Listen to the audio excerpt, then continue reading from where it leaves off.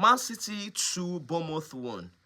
At the start of the game, everybody thought that, okay, it was going to be a Bournemouth affair. And then, Checky came off the bench to do his miracle. 2 assists, created a couple of chances, was the brightest City player over the weekend. And we must agree that this guy has what it takes to get to the next level. Maybe because of his attitude or his, the way he plays football, as if, really, this is not a big deal. Don't worry, I've got it, covered and all that. And because of maybe his attitude towards some coaches and on the pitch, it doesn't. Yorubas will say "Koni taraje." Maybe that is one of the things that we've seen, and that we feel like Checky is maybe not that, maybe not there. Maybe he's a raw material, needs to refine. But that aside, that guy is fucking talented. He's talented.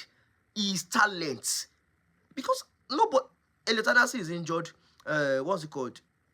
Nico started in midfield. Who else started in that midfield?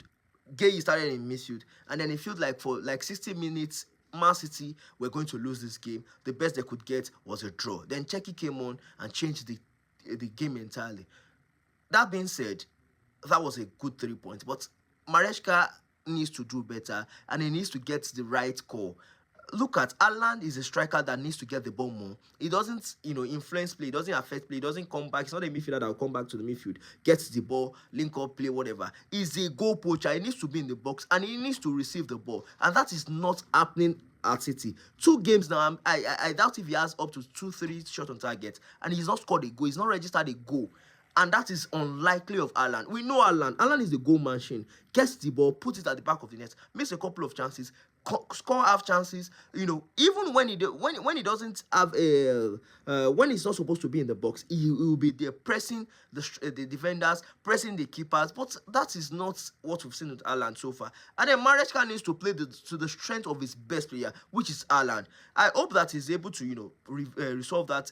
In the meantime, if not, Haaland most likely want to leave Man City, and that will affect Man City. So, Maresca, of course, I don't like Maresca. I don't feel like he's really a tactical genius, but he's the coach of Man City, and then he needs to understand that this is no longer Chelsea. This is Manchester City, and currently, Manchester City is a bigger club than Chelsea.